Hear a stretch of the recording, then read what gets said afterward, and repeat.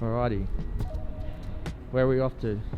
Alright, so we get a lot of customers that they're new to detailing, or they might have been detailing for a while now, but they want to step up their polishing game. So a lot of questions about machine polishing, polishes, what compounds, what pads, what's a single stage polish, what's a multi-stage polish, or a two-stage polish. So we've got Matt downstairs. He's doing a two-stage on an RS6, so we're going to go and catch up with him and look at the tools and the products and the processes that he uses to get the results that the customer needs.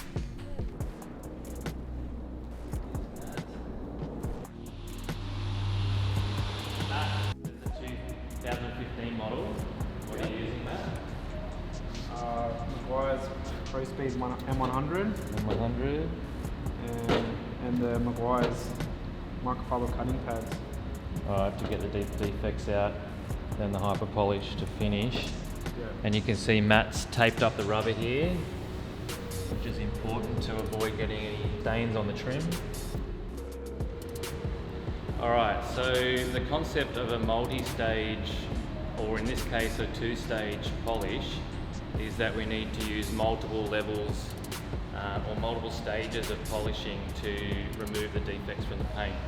So initially we need to use a heavier cut compound, a heavier pad in a lot of cases to remove the deeper scratches, but then basically those heavier compounds and heavier pads, they'll leave defects themselves in the paint that need further refining. So we can't achieve the level of cut that the paint needs and the level of finish that the customer needs in one step, so we have to break it up into multiple steps. So we do that with varying the pads, so different pads cut to different degrees. So for example, we've got the Meguiar's microfiber cutting pads here, and he's using the M100 compound to get the deeper scratches out.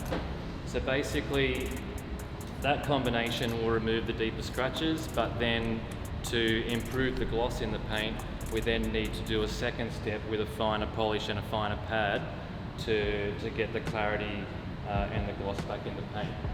So in this case he's using the Optimum Hyper Polish, which is a much finer abrasive, and he'll use something like the Zentool Maroon polishing pad, which is a softer foam, which has much less cut than a microfiber pad, but a much better finish to it.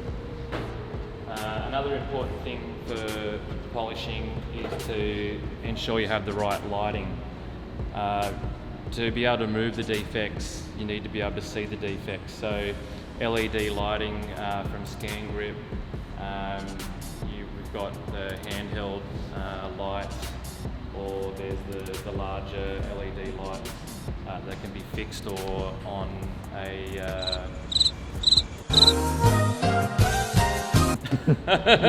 on a stand. So some people new to detailing, they might have heard of issues in the past of machines, burning paint or leaving buffer trails or holograms. That's commonly caused from rotary polishes and heavier cut compounds and not finishing down, basically, like we're trying to explain here. But for this day and age, we're mostly using dual action polishes now with long throw dual action polishes. So like the Zentool 21, or this is a Zentool 15 here. So it uses a random orbital oscillation and a 15mm throw to safely remove defects without those issues that people can sometimes be concerned about. Essentially, these dual action polishes will remove defects safely, and they're even safe for the novice detailer.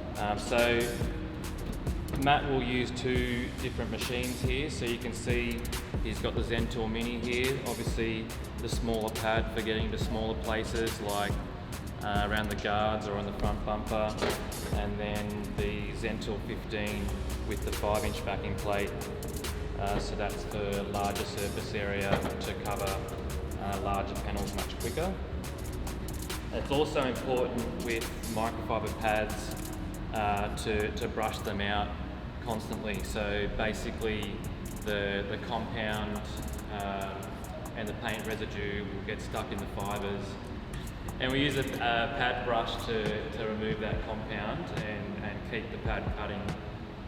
If it gets filled up with compound, you'll basically lose all the cut from the pad and it'll become no longer effective. Let's look at the finished product.